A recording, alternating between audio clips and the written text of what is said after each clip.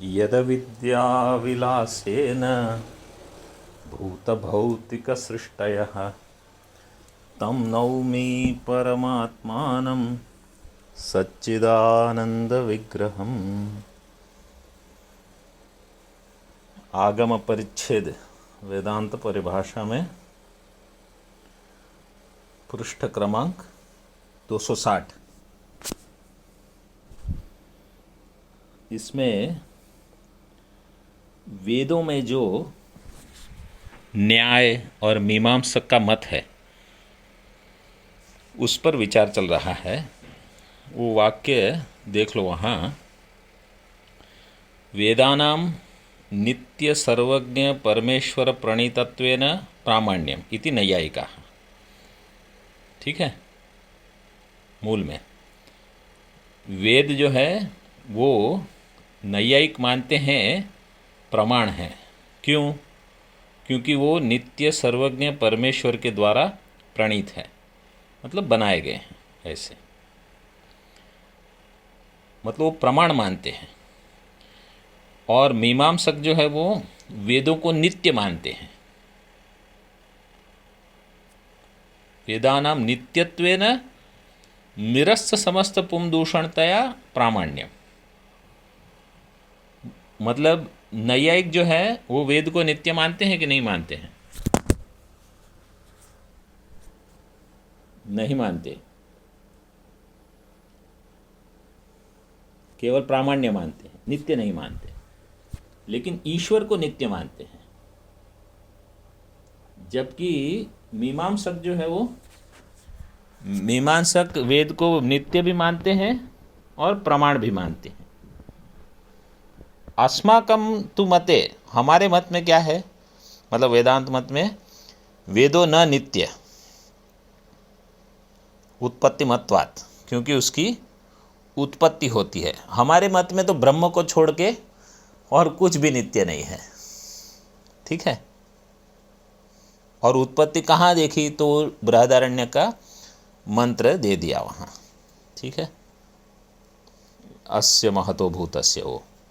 अच्छा, अभी जहाँ से हम शुरू करेंगे, अब मीमांसक के मत को बताते हैं। हमने वेदों की नित्यता स्वीकार की होने से उनमें पुरुषगत समस्त दोषों का अभाव है, इस कारण उन्हें प्रामाण्य है। तो पुरुषगत जो दोष हैं वो हमने पिछली बार बताया था, भ्रम प्रमाद विप्रलिप्सा करणापाठ। वेदों को यदि अनित्य माना जाए तो उनमें पुरुष प्रणीतत्व मानना होगा। वेदों को यदि अनित्य माना जाए, अनित्य मतलब उनकी उत्पत्ति होगी, उनका प्राग अभाव है। तो जिनकी उत्पत्ति हुई है वो किसी न किसी के द्वारा उत्पन्न हुए हैं।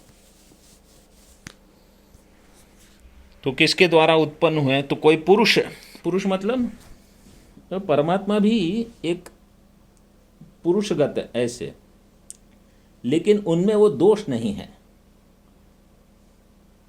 पुरुष प्रणीतत्व जो है दोष, वो दोष उनमें नहीं है।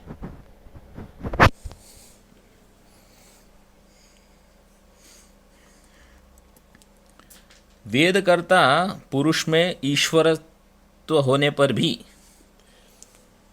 उसमें भक्त पक्षपात आदि दोष होना बहुत संभव है। वेदकर्ता पुरुष ईश्वर में, मतलब भगवान में ईश्वरत्व तो है, मतलब सामर्थ्य तो है, लेकिन ये पक्षपात भी कर सकते हैं, भक्त पक्षपात आदि दोष।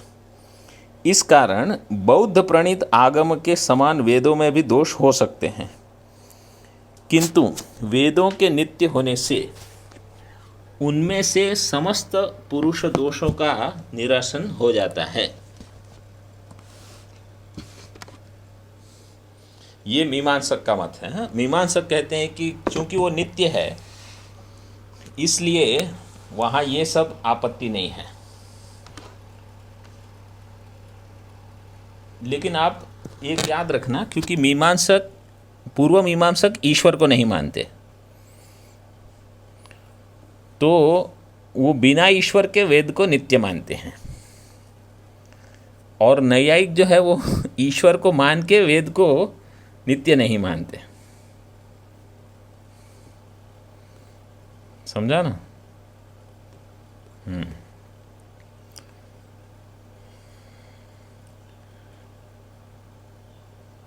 किंतु वेदों के नित्य से होने से उनमें समस्त पुरुष दोषों का निरसन हो जाता है। उनमें भ्रम प्रमाद आदि कोई दोष नहीं कहा जा सकता, इसी कारण में प्रमाण कहे जाते हैं। इस प्रकार नैयायिक एवं मीमांसकों के वेद प्रामाण्य विषयक मतों को बताकर अब ग्रंथकार स्वयं अपना मत बताते हैं कि वेद की उत्पत्ति होने से हमारे मत में वे नित्य नहीं है। यहाँ पर तू शब्द उभय पक्षों से अपने मत की विलक्षणता प्रकट करने के लिए है। उत्पत्ति के कारण वेदों के अनित्य होने पर भी प्रलय काल तक उनकी स्थिरता स्वरूपतः रहती है। उत्पत्ति के कारण वेद अनित्य होने पर भी प्रलय काल तक वो रहते हैं, इसलिए वे पुरुष दोषों से रहित हैं। इनका पुरुष दोष निर्मुक्तत्व श्रुति सिद्ध होने से वेदों के अनित्यत्व में साधक उत्पत्तिमत्व हेतु को स्वरूप सिद्ध नहीं कहा जा सकता। ऋग्वेद आदि इस महाभूत का निश्वसित है इत्यादि श्रुतियां वेदों की उत्पत्ति में प्रमाण हैं।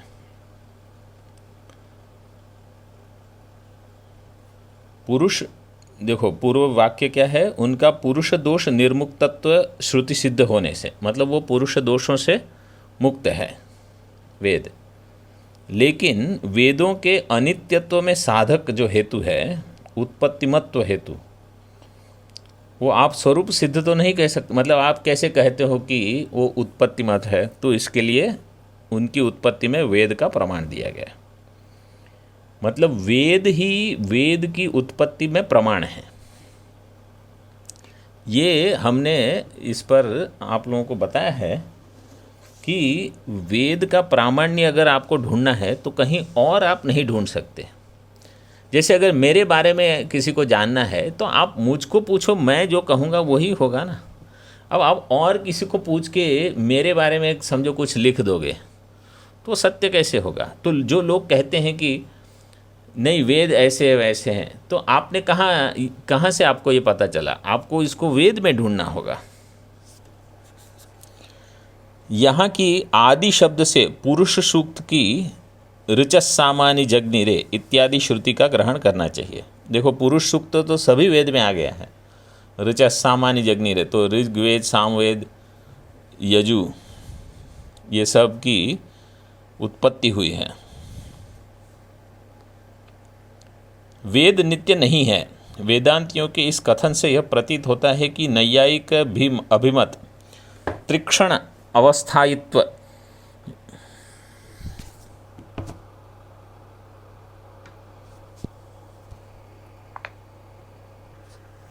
नापि वेदानाम त्रिक्षण अवस्थायित्वम, ये जो त्रिक्षण अवस्थायित्व है तो नैयायिक अभिमत त्रिक्षण अवस्थायित्वम भी उन्हें अनुमत होना चाहिए। किनको? वेदांतियों को।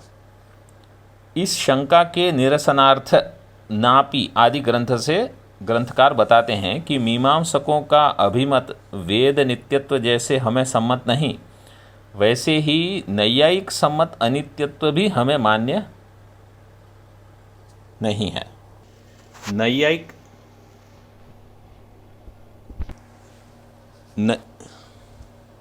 त्रिक्षणावस्था बता रहे हैं। नापि वेदानाम त्रिक्षणावस्थायित्वम, वेद वो त्रिक्षण अवस्था नहीं मानते। नैयायिक लोग क्या मानते हैं कि कोई भी इस सृष्टि की जो भी चीज़ें हैं वो पहली क्षण में उसकी उत्पत्ति होगी। त्रिक्षणावस्थायित्वम, नैयायिक लोग क्या मानते हैं कि इस सृष्टि में जिसकी भी मतलब उत्पत्ति होती है, वेदों में जो अक्षर हैं उनकी, वो पहली क्षण में उत्पन्न होते हैं, दूसरे क्षण में उनकी स्थिति होती है, तीसरे क्षण में उनका लय होता है। तो 3 क्षण रहते हैं। जैसे कोई भी वृत्ति है तो वृत्ति एक क्षण में आई, दूसरे क्षण में रही, तीसरे क्षण में गई, ऐसे वो मानते हैं त्रिक्षण अवस्थायित्व। यह एव वेदो, तो हम उसको नहीं मानते। हम कहते हैं कि जो वेद हैं, यह एव वेदो देवदत्तेन अधीतः स एव वेदो मया अधीत इत्यादि प्रत्यभिज्ञा विरोधात्। उसमें प्रत्यभिज्ञा का विरोध होगा, क्योंकि जो वेद देवदत्त ने पढ़ा है वही मैंने पढ़ा है, इसलिए 3 क्षण रहा ऐसा आप नहीं कह सकते। और ऐसा भी नहीं कह सकते कि नहीं नहीं वो परिणामी नित्य है। जैसे जिस गंगा जी में मैंने स्नान किया उसी गंगा जी में आपने भी स्नान किया, तो जिस गंगा जी में हमने स्नान किया वो तो जल बह गया, फिर दूसरे किसी ने स्नान किया तो वो जल तो अलग है। तो यहाँ वेदों में तो ऐसा नहीं कह सकते। अतएव गकारादि वर्णानामपि न क्षणिकत्वम सोयम गकार इति प्रत्यभिज्ञा विरोधात्। तो जैसे उसके जो वर्ण है वेदों के, गकार अकार जो भी है, तो वहाँ भी उनका भी क्षणिकत्व नहीं मान सकते। क्यों? क्योंकि वही गकार है। जैसे वेदों में कहा अग्निमीड़े पुरोहितम, तो वो वही अ है जो ब्रह्मा जी ने जिसका उच्चारण किया था, जिसका बाकी सब ऋषि ने कहा, वही अग्नि का उच्चारण मैं भी कर रहा हूँ, तो वही गकार है, तो वही वर्ण है। इसलिए उन वर्णों का भी क्षणिकत्व नहीं है। वेदों में त्रिक्षणावस्थायित्व भी नहीं है, क्योंकि जिस वेद को देवदत्त ने पढ़ा उसको मैंने भी पढ़ा इत्यादि प्रत्यभिज्ञा के साथ विरोध आता है। इसी कारण गकारादि वर्णों को भी क्षणिकत्व नहीं है, क्योंकि वही यह गकार इत्यादि प्रत्यभिज्ञा के साथ विरोध आता है। वर्णों के समुदाय रूप वेदों में त्रिक्षणावस्थायित्व क्षणिकत्व नहीं है। जो वस्तु क्षणिक होती है, ये न्याय का मत है। हाँ, क्षणिक विज्ञानवाद का क्षण है वो एक ही क्षण है। उनका कहना है एक ही क्षण में उत्पत्ति, स्थिति और नाश होता है। नैयायिक उनका कहना क्या है? एक क्षण मतलब 3 क्षण, उत्पत्ति का एक क्षण, स्थिति का दूसरा, नाश का तीसरा क्षण ही रहती है। नैयायिक लोग ऐसी वस्तु को क्षणिक, अनित्य आदि कहते हैं। वर्ण समुदाय रूप वेद में स्वरूपतः ऐसा क्षणिकत्व नहीं रहता, क्योंकि कल्प के आरंभ में जो वेद था वही मध्यकाल में एवं वर्तमान काल में भी है, ऐसी प्रत्यभिज्ञा होती है। नैयायिकों के मतानुसार उनमें त्रिक्षणावस्थायित्व रूप क्षणिकत्व रहता है। मतलब आप देखो, आप अधिक विचार करोगे तो अलग अलग जगह पर हमारा नैयायिकों से कितनी जगह विरोध आता है। मतलब इतने विरोध हैं कि पूछो मत। लेकिन फिर भी उनके जो ये अनुमान की जो उनकी क्षमता है ना, वहाँ उनका बल है। मतलब वो उनकी देन है बाकी सारे दर्शनों के लिए। लेकिन उनके दर्शन में तो वो बहुत सारी चीज़ें नित्य मानते हैं। आत्मा भी नित्य है, लेकिन देश काल वस्तु ये बहुत सारी चीज़ें नित्य मानते हैं। वो तो वस्तु तो नहीं नित्य मानते, लेकिन ये पंच महाभूत के जो परमाणु हैं उनको नित्य मानते हैं। आकाश के परमाणु नहीं, लेकिन आकाश द्रव्य को ही नित्य मान लेते हैं वो। तो वे बहुत सारी चीज़ नित्य मानते हैं, और उनका साक्षी को तो मानते नहीं, और वो व्यवसाय ज्ञान और अनुव्यवसाय ज्ञान मानते हैं। उसमें भी दोष है, चित्सुखी में उसमें भी दोष दिखाए हैं।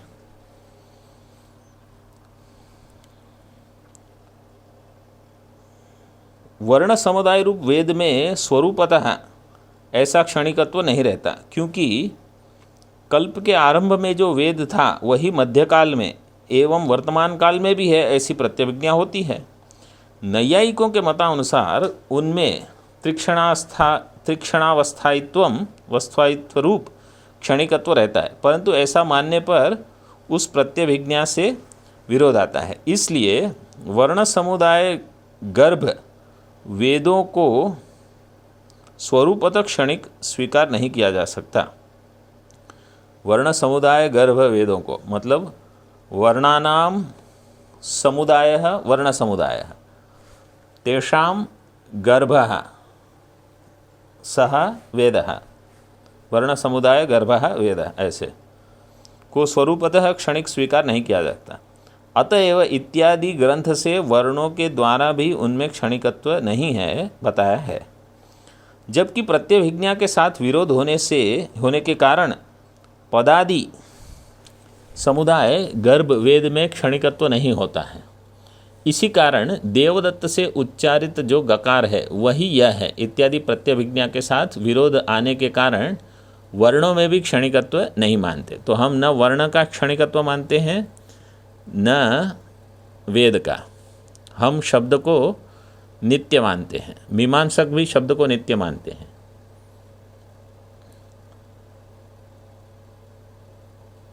एवंच नैयायिक अभिमत त्रिक्षणावस्थायित्व स्वरूप क्षणिकत्व नहीं है। अब शंका करते हैं, वर्ण समुदाय युक्त वेदों में वर्णों में भी यदि क्षणिकत्व नहीं तो आपके मत में वेदों में उत्पत्तिमत्व और उस कारण अनित्यत्व किस प्रकार है? तो उत्तर देते हैं, मतलब हम वेद का अनित्यत्व उत्पत्तिमत्व कैसे मानते हैं। तथा च वर्णपद वाक्य समुदायस्य वेदस्य, वेद क्या है? वर्णपद वाक्य का समुदाय।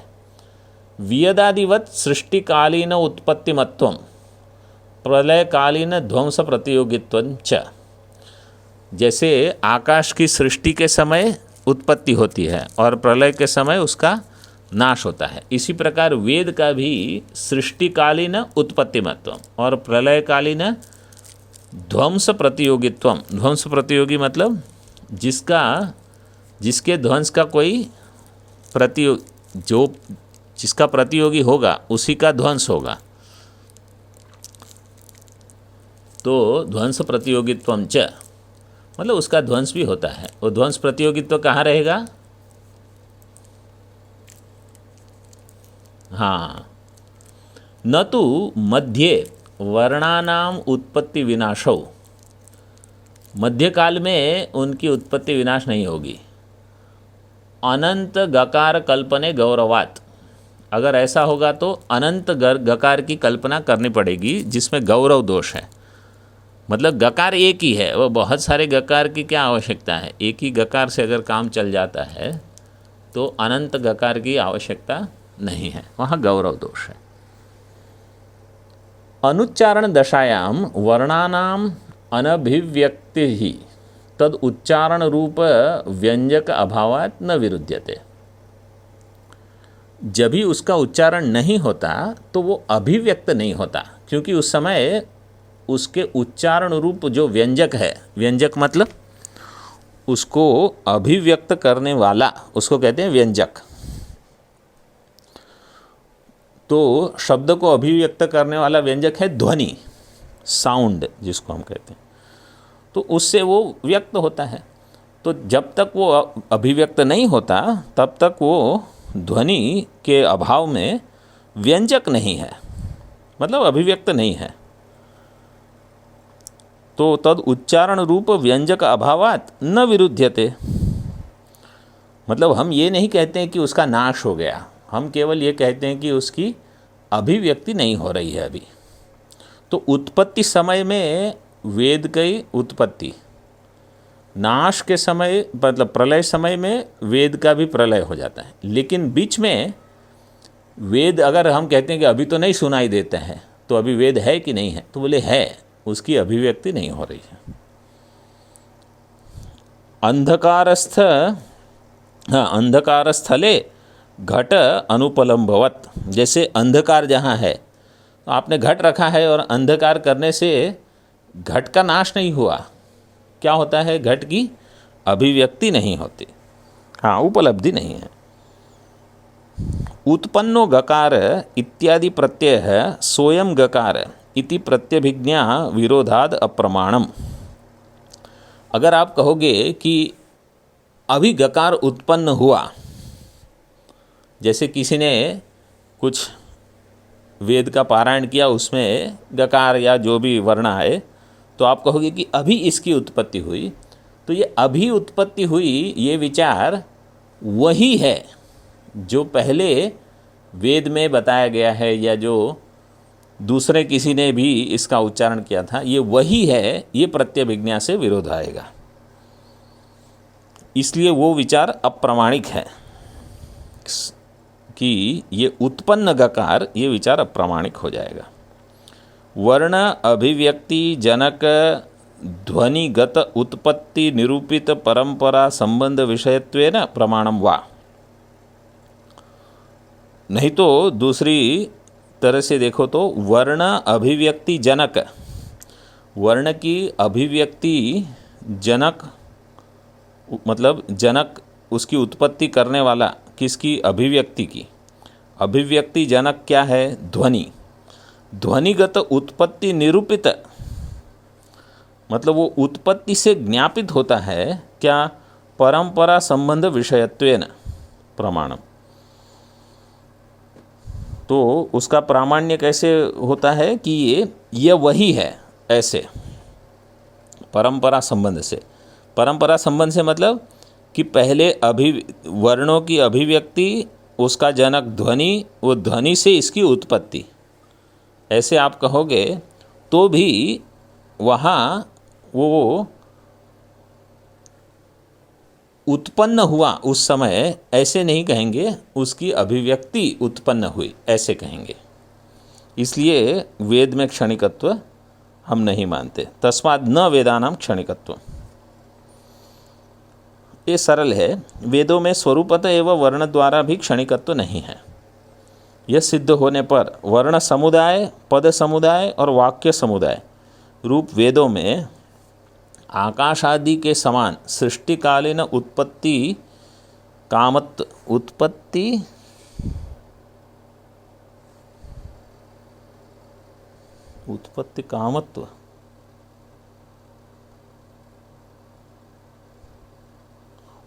मत्व,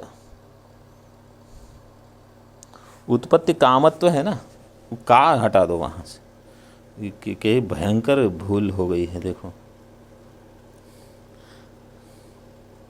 उत्पत्ति मत्व में कामत्व कर दिया। उत्पत्ति मत्व और प्रलयकालीन ध्वंस का प्रतियोगित्व है। बीच में ही वर्णों की उत्पत्ति और विनाश नहीं होते, क्योंकि अनंत गकारों की कल्पना करने में गौरव होता है। वर्णों की ये तो स्पष्ट है कि उत्पत्ति और विनाश के बीच में वर्ण का उत्पत्ति विनाश नहीं, मतलब प्रलय, उत्पत्ति और प्रलय के बीच में वर्णों का उत्पत्ति विनाश नहीं होता। वर्णों की अनुच्चारण दशा में जब उनका उच्चारण नहीं किया जाता तो उनकी वर्णों की अभिव्यक्ति न होने में उनका कारण क्या है? उच्चारण रूप व्यंजक का अभाव ही है। अतः अनुच्चारित दशा में उनकी अभिव्यक्ति न होने में कोई विरोध नहीं है। मतलब हम मानते हैं कि जब उच्चारण नहीं होता वो तो है, लेकिन अभिव्यक्ति नहीं होती। अंधकार स्थल में जहाँ गाढ़ अंधकार हो वहाँ विद्यमान भी घट अभिव्यंजक न होने से जैसे नहीं दिखाई देता, उसी प्रकार वर्णों के अभिव्यंजक उच्चारण के अभाव में विद्यमान वर्ण भी अभिव्यक्त नहीं होते। अभी गकार उत्पन्न हुआ आदि जो प्रत्यय होता है वही यह गकार इस प्रत्यभिज्ञा के विरोध के कारण अप्रमाण है। अथवा वर्णों की अभिव्यक्ति की जनक जो ध्वनिगत उत्पत्ति, वर्णों की अभिव्यक्ति की जनक क्या है? ध्वनिगत मतलब ध्वनि, उस ध्वनि से जो उत्पत्ति होती है उससे निरूपित हुए परंपरा संबंध के विषयत्वेन, विषय रूप में वह प्रत्यय प्रमाण है। क्या प्रत्यय? कि यह गकार उत्पन्न हुआ, ये प्रत्यय। मतलब हम उसको प्रमाण तो मानेंगे। किसको? अब कोई कहेगा कि ये गकार अभी हमने सुना, अभी तक नहीं सुनाई दे रहा था, तो हम उसको मानते हैं। लेकिन कैसे मानते हैं? इसका अर्थ ये नहीं है कि वो नष्ट हो गया था, उसकी अभिव्यक्ति नहीं हुई थी, अभी उसकी अभिव्यक्ति का जनक ध्वनि उसने वो सुनाई देने के लिए वो विषयत्वेन वो परंपरा से संबंध जोड़ के अब वो सुनाई देता है ऐसे।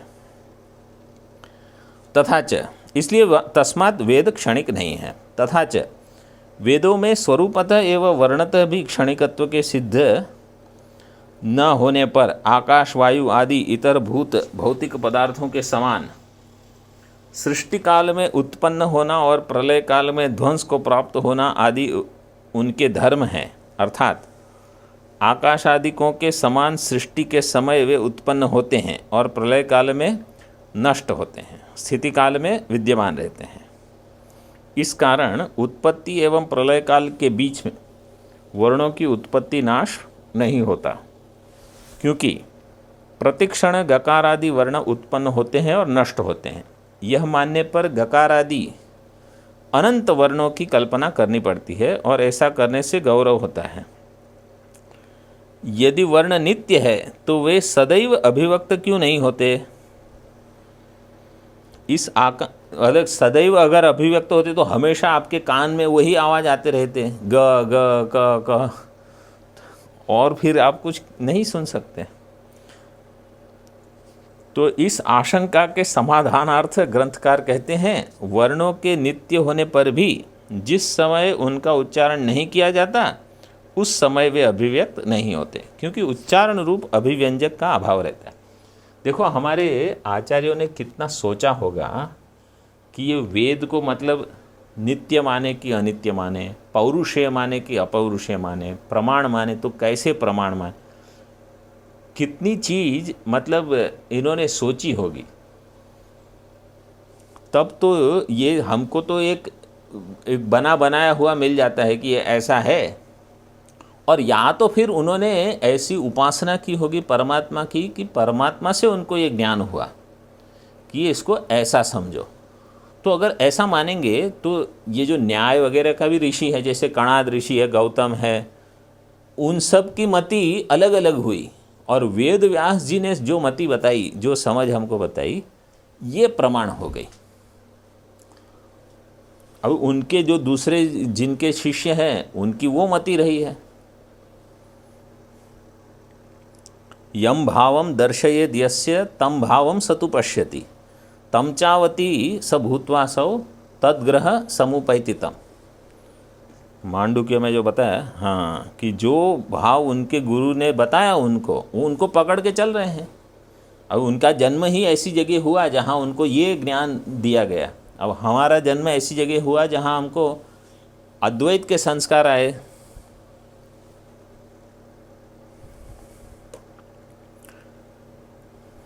देखो अभी आगे,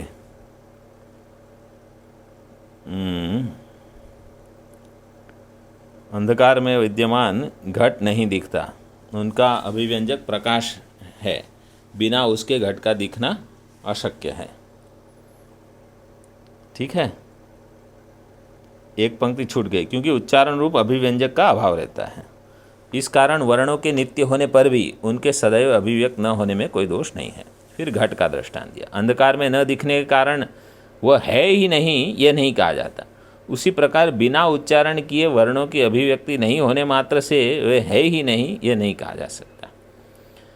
गकार उत्पन्न हुआ, वह नष्ट हुआ, यह प्रत्यय अनुभव होते रहने के कारण उच्चारण करते ही उनकी उत्पत्ति होना और उच्चारण बंद करते ही उनका नाश होना आप स्वीकार क्यों नहीं करते?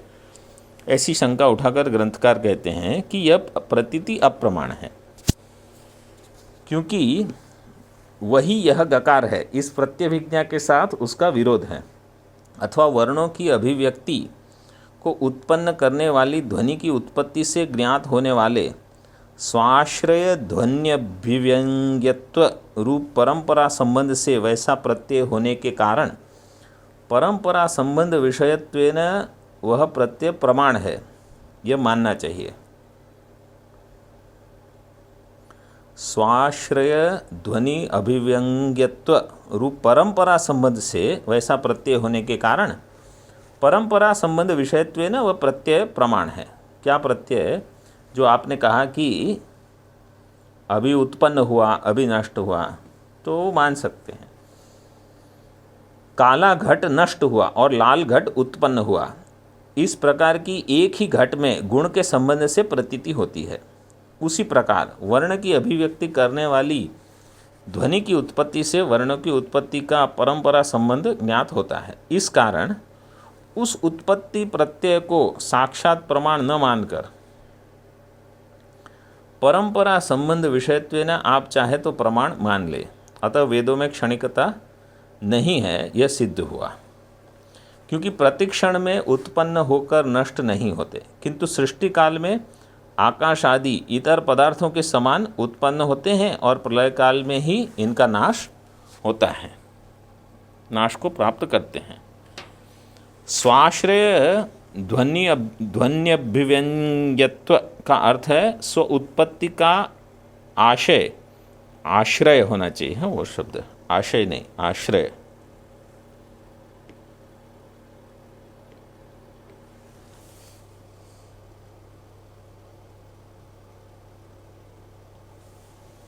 जो ध्वनि उसका विषयत्व, ध्वनि रूप अभिव्यंजक के द्वारा अभिव्यक्त होना, ध्वनि की उत्पत्ति से वर्ण व्यक्त होते हैं।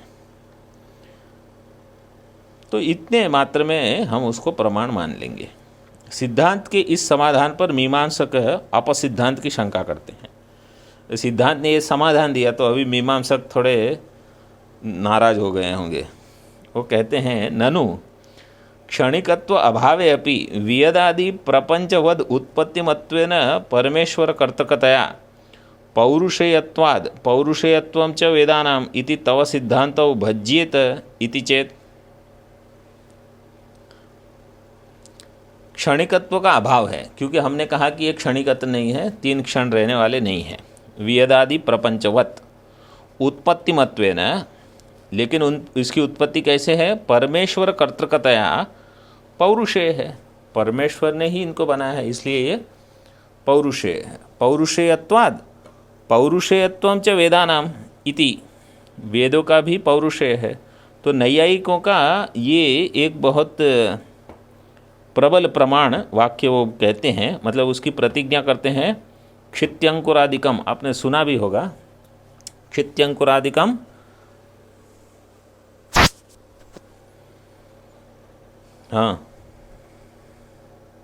हाँ, पौरुषेयत्वाद अपौरुष, हाँ, नहीं है कर्तृकतया पौरुषेयत्वाद अपौरुषेयत्वं च वेदानाम इति तव सिद्धांतौ भज्येत। तव सिद्धांत मतलब आप सिद्धांती जो वेद को अपौरुषेय मानते हैं। मीमांसक कहते हैं कि अगर आप इसको परमेश्वर से कृत मानोगे, क्योंकि वो नहीं मानते, मीमांसक इसको ईश्वरकृत नहीं मानते, हम इसको ईश्वरकृत मानते हैं। तो कहते हैं अगर ईश्वरकृत है तो कर्तृ हो गए, मतलब कर्ता से बने हुए, तो कर्तृक होने से पौरुषेय आपत्ति हो जाएगी। तो उनका एक प्रमाण वाक्य क्या है कि क्षित्यंकुरादिकम कर्तृजन्यम कार्यत्वात् घटवत्। क्षित्यंकुरादिकम मतलब ये पृथ्वी, अंकुर आदि सारी जितनी भी चीज़ें हैं, ये सब किसी ने बनाई है। तो जबकि जैसे पहली सृष्टि में आरंभ में सारे बीज कहाँ से आए? पृथ्वी कहाँ से आई? तो बोले किसी ने बनाई है, और क्या। तो कोई करता है इसका, तो इसका अर्थ है ये सब कार्य है, तो इसका कोई करता होगा। जैसे घट अगर कार्य है तो घट का कुलाल है, निमित्त कारण। वैसे क्षित्यंकुरादिकम कर्तृजन्यम कार्यत्वात् घटवत्, ये इनका एक वाक्य है। तो उसी को यहाँ मीमांसक कहते हैं कि ये भी आप भी वेद को कर्तृक मानते हो ईश्वर से, तो वो भी पौरुषेय हो जाएगा। तो आपका अपौरुषेय मानना सिद्धांतो भज्येत, आपका खंडन हो जाएगा। तो हम कहते हैं नहीं तावत पौरुषेण उच्चार्यमाणत्वं पौरुषेयत्वं। देखो अभी पौरुषेय जो है उसको कैसे समझना, पुरुष के द्वारा उच्चारण किया है इसलिए वो पौरुषेय है, ऐसा नहीं है। वास्तव में हम क्या मानते हैं कि किसी ने उसका उच्चारण किया है, तो उच्चारण करके बताया इसलिए पौरुषेय हो गया। तो बोले उच्चारण करने मात्र से पौरुषेयत्व नहीं होता। गुरुमते अपि अध्यापक परंपराया पौरुषेयत्व आपत्ते है। गुरुमत मतलब प्रभाकर मत में जहाँ वेद का उच्चारण होता है, तो क्योंकि सारा वेद कैसे पढ़ा जाता है, कोई आपको बताता है तब आप सुनते हो, फिर आप उसका उच्चारण करते हो। तो अध्यापक की परंपरा से हम सुनते हैं, तो अध्यापक परंपरा से गुरुमत मतलब मीमांसक में भी फिर पौरुषेयत्व हो जाएगा। तो मीमांसक तो पौरुषेयत्व नहीं मानते, लेकिन वो तो नित्य मानते हैं, तो पौरुषेयत्व आपत्ति है। नापि पुरुष अधीन उत्पत्तिकत्वम पौरुषेयत्वम, हम कहते हैं क्योंकि किसी पुरुष ने इसकी उत्पत्ति की है इसलिए ये पौरुषेय है, ये हम नहीं मानते। देखो, ये किसी पुरुष ने उत्पत्ति की है इसलिए पौरुषेय नहीं है। फिर नैयायिक अभिमत पौरुषेयत्व अनुमाने अस्मदादीना सिद्ध साधनत्व आपत्ति है। नैयायिक अभिमत जो पौरुषेयत्व है, नैयायिक जिसको पौरुषेय मानते हैं, और अगर वो हम भी मानेंगे तो हम तो मानते ही हैं कि पुरुष ने किया वो पौरुषेय, उसमें हमको आपत्ति नहीं है, लेकिन हम उसको, हमारी जो पौरुषेय परिभाषा है वो अलग है। इसलिए अगर नैयायिकों ने जो कहा वो अगर आप सिद्ध करना चाहते हो तो सिद्ध साधनत्व आपत्ति है। सिद्ध साधनता मतलब हम उसको पहले से स्वीकार करते हैं। तो हम पौरुषेयत्व किसको मानते हैं? देखो, दो चीज का खंडन कर दिया ना। पुरुषेण उच्चार्यमाणत्वम पौरुषेयत्वम हम नहीं मानते, पुरुष अधीन उत्पत्तिकत्वम पौरुषेयत्वम ये भी हम नहीं मानते। तो हम किसको मानते हैं? देखो, किंतु सजातीय उच्चारण अनपेक्ष उच्चारण विषयत्वम पौरुषेयत्वम, ये पौरुषेयत्वम की परिभाषा है, ये हमारी मत में पौरुषेय है। वहाँ लिखना है तो लिख लो, सजातीय उच्चारण अनपेक्ष उच्चारण विषयत्वम पौरुषेयत्वम। ठीक है।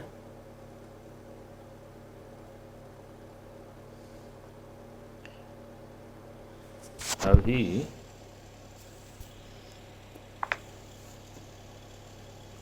वेदों के क्षणिक न होने पर भी आकाश आदि प्रपंच के समान उनमें उत्पत्ति मत्व होने से और वह उत्पत्ति परमेश्वर कर्तृक होने से उनका कर्ता परमेश्वर होने से पौरुषेय है। इस कारण वेदों के अपौरुषेयत्व का आपका सिद्धांत भग्न होगा। यह यदि मीमांसक कहे तो यह उचित नहीं है, क्योंकि पुरुष के द्वारा उच्चारण किया जाना ही पौरुषेयत्व नहीं है।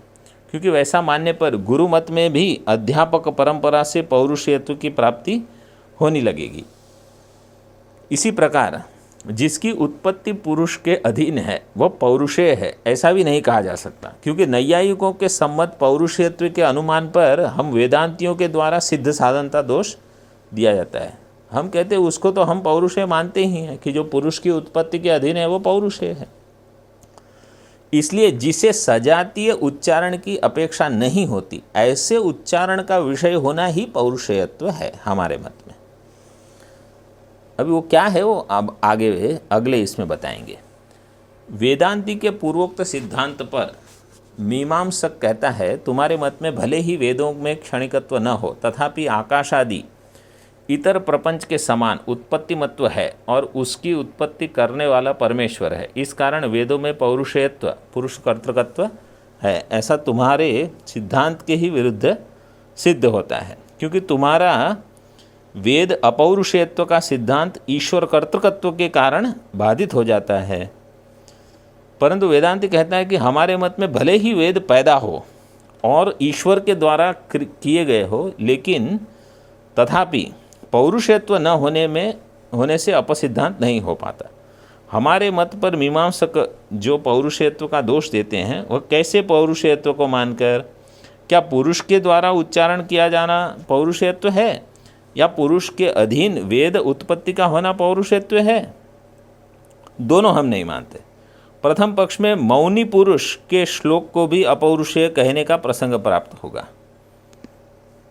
अब मौनी पुरुष के श्लोक वो भी अपौरुषेय कैसे होंगे? क्योंकि जिसने मौन व्रत धारण किया है वो अपने श्लोक को मुख से बोलता नहीं किंतु लिख कर दिखाता है, तो क्या वो अपौरुषेय थोड़ी हो गया? उच्चारण नहीं करने मात्र से अपौरुषेय नहीं होगा। उच्चारण न करने के कारण आपके लक्षण के अनुसार उसे अपौरुषेय कहना होगा। इसके अतिरिक्त गुरुमत में भी अध्यापक परंपरा से वेदों को पौरुषेय कहना होगा, क्योंकि उनके मत में अध्यापकों की परंपरा से ही वेदों का उच्चारण किया जाता है। मतलब वेद पारायण जो है वो आप पुस्तक में पढ़ के नहीं कर सकते, उसको किसी से आपको सुनना ही होगा। अस्तु पौरुषेण उच्चार्यमाणत्वम पौरुषेयत्वम, इस प्रथम लक्षण को स्वीकार न करके पुरुष अधीन उत्पत्तिकत्वम, जिसकी उत्पत्ति पुरुष के अधीन होती है, वह पौरुषेय, इस लक्षण को यदि माने तो उस पर सिद्ध साधन दोष आता है। नैयायिक कहते हैं वेदाः पौरुषेयाः वाक्यत्वात् भारतादिवत्, वेद है वो पौरुषेय है। क्यों? क्योंकि वो वाक्य है। कैसे वाक्य हैं? भारतादियों के तुल्य। भारतादिकों के तुल्य मतलब उसका क्या अर्थ है? महाभारत। भारत, जहाँ जहाँ भारत शब्द देते हैं ना, इनका अर्थ है महाभारत। तो महाभारत पौरुषेय है, ऐसा अनुमान कर वेदों को पौरुषेयत्व का साधन करते हैं। परंतु हम तथा अन्य कुछ वादी भी नैयायिक सम्मत अनुमान के द्वारा ही स्वीकृत पौरुषेयत्व को साधन करते हैं। इस कारण उनके पौरुषेयत्व अनुमान पर सिद्ध साधनता दोष आता है। वेदांतियों को कैसा पौरुषेयत्व मान्य है? जिसके घटित न होने के कारण वेदों के उत्पत्तिमान होने पर भी अपौरुषेयत्व सिद्ध हो जाता है। इस शंका से प्रेरित होकर ग्रंथकार किंतु आदि ग्रंथ से उसका समाधान करते हैं, जिसे सजातीय उच्चारण की अपेक्षा नहीं होती। ऐसे उच्चारण का विषय होना ही हमारे मत में पौरुषेयत्व है। भारत आदि ग्रंथों के उच्चारण में पूर्व सजातीय उच्चारण की अपेक्षा नहीं होती, किंतु परमेश्वर सृष्टि के प्रारंभ में सजातीय उच्चारण की अपेक्षा से ही वेदों का उच्चारण करता है, इसलिए उन्हें अपौरुषेयत्व है। इसी सिद्धांत को और अधिक स्पष्ट करते हैं। इसको अभी हम अगले पाठ में करेंगे, क्योंकि अभी हमें समय नहीं है। ओम पूर्णमदः पूर्णमिदं पूर्णात् पूर्णमुदच्यते पूर्णस्य पूर्णमादाय पूर्णमेवावशिष्यते। ओम शांति शांति शांति। शंकरं शंकराचार्यं केशवं बादरायणं सूत्रभाष्यकृतौ वन्दे भगवन्तौ पुनः पुनः। ईश्वरो गुरुरात्मेति मूर्तिभेदविभागिने व्योमवद्व्याप्तदेहाय दक्षिणामूर्तये नमः। ओम शांति शांति शांति। ओम।